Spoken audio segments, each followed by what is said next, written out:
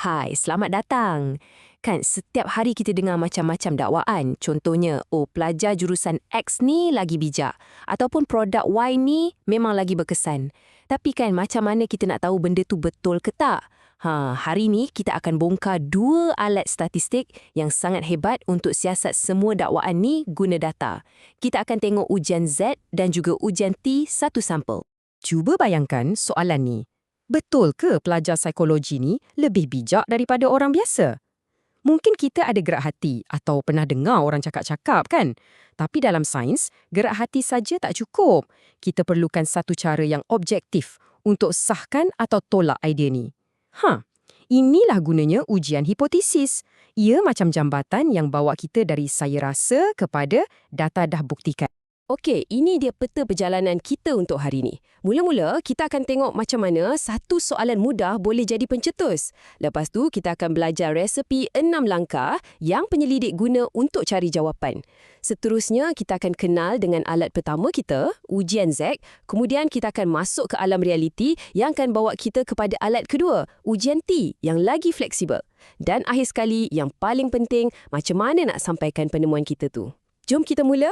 Setiap penemuan yang hebat, percayalah ia bermula dengan satu soalan yang ringkas dan jelas. Mungkin nampak remeh, macam, betul ke pelajar psikologi ni lebih bijak?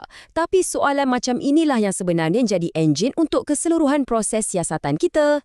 Okey, untuk pastikan siasatan kita ni betul-betul ikut landasan dan hasilnya boleh dipercayai, kita perlukan satu proses yang tersusun. Anggap je ia macam resepi memasak. Kalau kita ikut langkah demi langkah dengan betul, insya-Allah hasil dia akan jadi seperti yang kita nak. Baik, sekarang ni, inilah nadi kepada semua ujian statistik. Kita selalu mula dengan hipotesis 0 atau H0. Cuba bayangkan ia macam dalam mahkamah. Tak bersalah sehinggalah dibuktikan bersalah. Maksudnya, ini anggapan asas kita. Tak ada apa-apa yang luar biasa pun berlaku. Dalam contoh kita, ia bermakna IQ pelajar psikologi sama je macam purata orang lain, iaitu 100. Lawannya pula ialah hipotesis alternatif, H1. Inilah benda yang kita sebagai penyelidik nak sangat buktikan, yang sebenarnya memang wujud perbezaan. Inilah dia, 6 langkah yang akan jadi panduan kita. 1. Tulis hipotesis kita. 2. Kita tetapkan alfa. Ini macam tahap keyakinan kita. Biasanya kita letak 0.05. 3. Kita kira nilai statistik. 4. Kita cari nilai kritikal, iaitu skor penanda aras yang kita kena lepasi. 5. Kita tentukan kawasan penolakan. Dan akhir sekali, yang keenam, kita buat keputusan. Kerangka ni penting untuk pastikan kesimpulan kita tu berdasarkan bukti, bukan main agak-agak. Jom kita kenal dengan alat pertama kita. Ujian Z ni memang hebat, sangat tepat. Tapi, ia ada syarat-syaratnya. Ia hanya boleh diguna dalam keadaan yang agak sempurna. Jadi, ini senarai semak dia. Kena ada sampel rawak, data kena bertaburan secara normal, dan kita kena tahu purata atau mean untuk keseluruhan populasi. Tapi, syarat yang paling penting dan paling susah nak dapat ialah yang terakhir tu. Kita mesti tahu sisihan piawai sebenar populasi atau sigma. Sejujurnya, dalam dunia nyata, ini maklumat yang jarang sangat kita ada. Okey, jom kita tengok satu contoh praktikal biar lagi senang faham. Katalah, kita tahu untuk semua pelajar sekolah, skor purata masalah tingkah laku ialah 50 dan sisihan piawainya ialah 10. Soalannya sekarang, adakah satu kumpulan kecil pelajar yang ada sejarah trauma akan tunjukkan skor yang berbeza? Dekat sini, kita nampak maklumat yang kita ada. Untuk populasi umum, kita tahu mean, mu, ialah 50 dan ini yang penting, kita tahu sisihan piawai, sigma dia ialah 10. Kemudian, kita ada sampel kecil kita seramai 5 orang pelajar. Ujian Z inilah yang akan bantu kita tentukan sama ada sampel kecil kita ni betul-betul lain atau perbezaan yang kita nampak tu cuma nasib je. Okey, sekarang kita masukkan nombor-nombor ni dalam formula Z. Mean sampel kita ialah 56. Apa yang formula ni buat ialah ia ukur beza antara mean sampel kita 56 dengan mean populasi 50 dan terjemahkan perbezaan tu dalam unit sisihan piawai. So, nilai Z kita ialah 1.34. Maksudnya, mean sampel kita adalah 1.34 sisihan piawai lebih tinggi dari purata populasi. Persoalannya, adakah jarak ni cukup besar untuk kita kata ia signifikan? Ujian Z tadi nampak macam hebat kan? Tapi di sinilah kita kena hadap realiti. Dalam kebanyakan kajian sebenar, kita akan jumpa satu masalah besar. Nah, inilah dia soalan cepu masnya. Selalunya kita memang tak akan tahu sisihan piawai atau sigma untuk satu populasi penuh. Mungkin kita tahu mean dari kajian-kajian lepas, tapi sigma ni memang jarang sangat kita ada. Habis tu macam mana? Adakah kita dah tak boleh buat apa-apa? Mestilah tidak. Dan ini membawa kita kepada alat kedua kita yang jauh lebih praktikal dan kerap digunakan, ujian T. Anggaplah ujian T ni macam sepupu ujian Z yang lebih fleksibel dan faham keadaan dunia sebenar. Slide ni memang cantik sebab dia tunjuk beza paling utama antara dua ujian ni. Cuba tengok formula tu sebelah menyebelah. Nampak tak? Ujian Z, dia guna simbol Greek tu, sigma, yang wakilkan sisihan piawai untuk semua orang, satu populasi, benda yang selalunya kita tak tahu. Tapi, ujian T, dia guna S biasa je.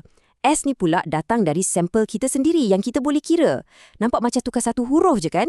Tapi percayalah, perubahan kecil ni sebenarnya besar sangat sebab inilah yang buat kita boleh buat analisis dalam situasi dunia sebenar. Jom kita pakai contoh baru. Katakanlah, sebuah majalah laporkan skor purata kebolehan wanita buat kerja rumah ialah 75. Kita pula nak tahu, lelaki ni macam mana? Sama ke tak? Kita ada satu nombor untuk dibandingkan, iaitu mu sama dengan 75. Tapi, kita confirm tak tahu sisihan piawai untuk semua lelaki di dunia ni. Jadi, inilah senario yang paling sempurna untuk guna ujian T. Daripada kita pening kepala, kira dengan tangan, dalam dunia sebenar, kita akan guna perisian statistik macam SPSS. Proses dia sangatlah mudah. Anda cuma perlu pergi ke menu Analyze, pilih Compare Means dan kemudian klik One Sample T-Test. Senang kan? Lepas je klik OK, inilah hasil yang akan keluar. Jadual ni bagi kita nilai T yang dah dikira dan juga DF atau darjah kebebasan yang ada kaitan dengan saiz sampel kita. Tapi nombor yang paling kita nak tengok ialah sig.2-. Ini adalah nilai P kita. Kalau nombor ni lebih kecil daripada alfa kita, iaitu 0.05, kita boleh simpulkan yang perbezaan kita nampak tu memang signifikan, bukan nasib semata-mata. Tapi, kita kena ingat satu benda. Tak ada keputusan statistik yang 100% pasti. Sentiasa ada risiko buat silap. Ralat jenis I ni macam penggera palsu. Kita cakap ada beza, padahal sebenarnya tak ada. Ralat jenis 2 pula ibarat peluang yang terlepas. Ada perbezaan yang betul-betul wujud, tapi kita tak dapat kesan. Jadi, matlamat kita adalah untuk kurangkan risiko kedua-dua ralat ni. Baik, selepas semua analisis dah dibuat, langkah terakhir dan paling penting sekali ialah melaporkan apa yang kita dah jumpa. Data yang hebat pun tak guna kalau kita tak sampaikan dengan cara yang jelas dan mudah difahami. Ini contoh macam mana nak laporkan hasil ujian Z. Ringkas, padat dan ada semua maklumat penting, jenis ujian, penemuan utama dalam ayat biasa dan statistik sokongan dalam kurungan, iaitu nilai Z dan nilai P. Untuk ujian T pula, laporannya ada sikit tambahan. Kita letak nilai T diikuti darjah kebebasan dalam kurungan macam T29 tu. Nilai P pun kita letak. Selain tu, kita juga bagi selang keyakinan 95%. Ini sangat berguna sebab ia bagi pembaca satu julat anggaran. Dalam kes ni, antara 63.1 hingga 66.9, di mana kita 95% yakin purata sebenar untuk semua lelaki berada dalam julat tu. Jadi, itulah dia. Dua alat yang membolehkan kita ambil satu sampel data dan bandingkan dengan satu standard yang kita tahu. Ini adalah asas kepada banyak penemuan saintifik tahu. Dengan pengetahuan ni, cuba fikirkan dunia di sekeliling anda. Soalan apa, hipotesis apa yang anda nak uji lepas ni?